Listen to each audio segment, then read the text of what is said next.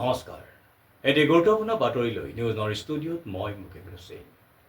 গুৱাহাটীত ডক্টৰ দয়ানন্দ চহৰ তৃতীয় গ্ৰন্থ অন্তৰ্নিহিত অনুৰণন উন্মোচন। নিউজ নৰ্থৰ এক বিশেষ প্ৰতিবেদন।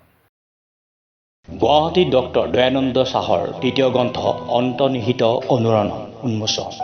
অসম সাহিত্য সভাৰ গুৱাহাটীৰ আমবাৰীস্থিত ভগৱতী প্ৰসাদ বৰুৱা ভৱনৰ নেহা আগৰৱালা সোঁৱৰণী সভাকক্ষত আজি এক গাম্ভীৰ্যপূৰ্ণ অনুষ্ঠানত বিশিষ্ট শিক্ষাবিদ সমাজকৰ্মী ডক্টৰ দয়ানন্দ চাহৰ তৃতীয়খন গ্ৰন্থ অন্তৰ্নিহিত অনুৰণন উন্মোচন কৰা হয়। গ্ৰন্থখন উন্মোচন কৰে অসম সাহিত্য সভাৰ প্ৰধান সম্পাদক দেৱজিৎ বৰাই। উন্মোচনী ভাষণত দেৱজিৎ বৰাই কয় যে সাহিত্য কেৱল সৃষ্টিশীলতাৰ প্ৰকাশ নহয়, ই সমাজৰ মূল্যবোধ, চিন্তা চেতনা আৰু সময়ৰ দলিল।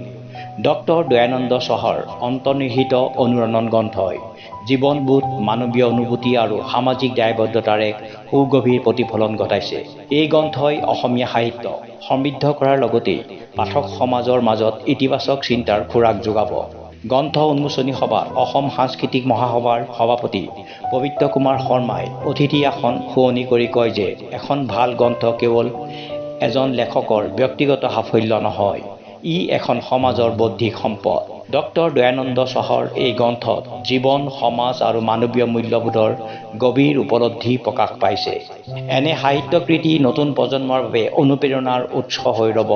ডিভাইড হেণ্ড ৱেলফেয়াৰ অৰ্গেনাইজেশ্যনৰ সম্পাদক মোহন দত্তই আগধৰা গাম্ভীৰ্যপূৰ্ণ অনুষ্ঠানটো সঞ্চালনা কৰে কামৰূপ মহানগৰ জিলা সাহিত্য সভাৰ প্ৰাক্তন সভানেত্ৰী সবিতা দেৱীয়ে। অনুষ্ঠানত সাহিত্য সংস্কৃতি জগতৰ বহু বিশিষ্ট ব্যক্তি, শিক্ষাবিদ, সাহিত্যপ্ৰেমী আৰু শুভাকাংক্ষীসকল উপস্থিত থাকে। শেষত দয়ানন্দ চাহে উপস্থিত সকলোকে কৃতজ্ঞতা জ্ঞাপন কৰি সাহিত্য চৰ্চা আৰু সমাজ সেৱাৰ ক্ষেত্ৰত আগলৈও সক্ৰিয়ভাৱে কাম কৰি যোৱাৰ প্ৰতিশ্ৰুতি ব্যক্ত কৰে। অন্তৰ্নিহিত অনুৰণন এয়া মোৰ তৃতীয়খন গ্ৰন্থ আৰু তৃতীয়খন গ্ৰন্থ লিখাৰ আগতেই প্ৰথমখন আছিল লুইতৰ সোঁতত অসমীয়াৰ যাত্ৰা, তাৰপিছতে আছিল সময় আগত চিন্তাৰ জোৱাৰ।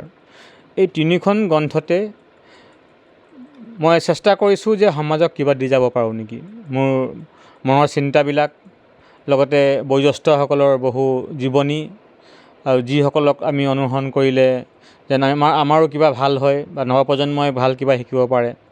গতিকে এই গোটেইকেইখন গ্ৰন্থই সকলোৱে উপকাৰ কৰিব বুলি মই ভাবোঁ।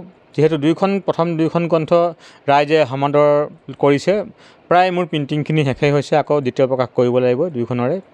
আৰু এইবাৰো মোৰ উন্মোচন কৰিছে স্বনামধ্য ব্যক্তি অসম সাহিত্য সভাৰ প্ৰধান সম্পাদক দেৱজিৎ বৰাদেৱে। দ্বিতীয়খনো তেখেতে কৰিছিল আৰু অসম সাহিত্য ভৱন গুৱাহাটী মুখ্য কাৰ্যালয়, তাতে আমি উন্মোচনৰ কাৰ্যসূচী লৈছিলোঁ। মোৰ এই জীৱনৰ লিখনি ধাৰাত যিসকল ব্যক্তিয়ে সদায় উৎসাহ জনায়, লিখনিৰ বাবে তেওঁলোকে উৎসাহ জনোৱাৰ লগতে এইখিনি কৰিলে ভাল হ'ব বা এইখিনি কৰিলে খুব কেনেধৰণৰ হ'ব, মানে বহু আভাস দিয়ে, সেইসকলক ধন্যবাদ জনাইছোঁ। বহু ব্যক্তিৰ উৎসাহ অন্তৰ্নিহিত হৈ আছে আৰু মই ভাবোঁ যেতিয়া লিখনিবিলাক আমি প্ৰকাশ কৰোঁ, তাৰ পৰা যদি কাৰোবাৰ কিবা লাভ হয়, নৱপ্ৰজন্মৰে হওক বা যুৱ প্ৰজন্মই হওক, প্ৰজন্মৰ, তেওঁলোকে যদি তাৰ পৰা কিবা শিকিব পাৰে, তেতিয়াহে আমি নিজকে ধন্য মানিম। গতিকে এনে এটা পৰিৱেশ বৰ্তমান অসমৰ হৈছে যে পঢ়াৰ প্ৰতি ধাউতি বহুতৰে কমি আহিছে। গতিকে ল'ৰা ছোৱালীবিলাকক আমাৰ এটাই অনুৰোধ, মোবাইলত চোৱাতকৈ যদি পুথি অধ্যয়ন কৰে তেন্তে স্মৃতিশক্তিও বাঢ়িব, কথাখিনি অনুধাৱন কৰোঁতেও সহজ হ'ব। আৰু তীক্ষ্ণ যিবিলাক ল'ৰা আছে তেওঁলোকে কিন্তু পঢ়াৰ প্ৰতি ধাউতি বেছি। গতিকে প্ৰতিটো ক্ষেত্ৰতে যদি অধ্যয়নশীল ব্যক্তি হয় বা অধ্যয়ন ছাত্ৰ হয়, তেওঁলোকৰ জীৱনৰ প্ৰতিটো ক্ষেত্ৰই শুদ্ধভাৱে আগবাঢ়ি যাব আৰু মই ভাবোঁ তেওঁলোকৰো লিখনিৰ প্ৰতি আগ্ৰহ বাঢ়িব। যিহেতু বৰ্তমান অসমীয়া সাহিত্যত আমি ভঁৰালখন আৰু টনকিয়াল কৰিব লাগিব, এয়া নৱপ্ৰজন্মৰ সোণোৱালী দিন আহি আছে। গতিকে যেন নতুনকৈ কিবা কিবি লিখি পুথিবিলাক প্ৰকাশ কৰে আৰু তেওঁলোকৰো আমি যিবিলাক ভাৱাৰ্থ আমি নিজেও পঢ়িবলৈ পাই নিজেও ধন্য মানিম। গতিকে মই আশা ৰাখিছোঁ আমাৰ এই ধাৰা, লিখনি ধাৰা, যিসকল লেখকে অসমত আমাৰ অসমীয়া সাহিত্যৰ জগতখন ভঁৰাল টনকিয়াল, সকলো ধন্যবাদ জনাইছোঁ। আৰু প্ৰতিটো ক্ষেত্ৰতে যিসকলে লিখনিক আমাক উৎসাহ জনায়, তেওঁলোকক আকৌ এটা অনুৰোধ জনাইছোঁ, তেওঁলোকে যেন এই কিতাপখনো পঢ়ি তেওঁলোকে কি ধৰণে কি পালে আমাক যেন জনোৱাৰ কুণ্ঠাবোধ নকৰে। মই সকলোলৈকে আহ্বান জনাইছোঁ পঢ়ুৱৈ সমাজলৈ, তেওঁলোকে সমাদৰ কৰিলেহে আমাৰ লিখি যোৱাৰ আগ্ৰহ আৰু বাঢ়িব। গতিকে মই চতুৰ্থখন পুথি ওলোৱাৰ আগতে এই পুথিকেইখনৰ বিষয়ে ৰাইজৰ পৰা দুআষাৰ যদি যেতিয়াই শুনিম তেতিয়াহে মোৰ আগ্ৰহ বাঢ়িব। মই লিখনি লিখি গৈ আছোঁ আৰু ইতিমধ্যে পেপাৰতো ওলাই গৈ আছে, গতিকে সেইখিনিকে আমি সংকলন কৰোঁ মই। গতিকে এই সময়ত আমি এতিয়া বৰ্তমান বানপানীৰ সময়ত বানপানীৰ ওপৰতো কিছু লিখিছোঁ।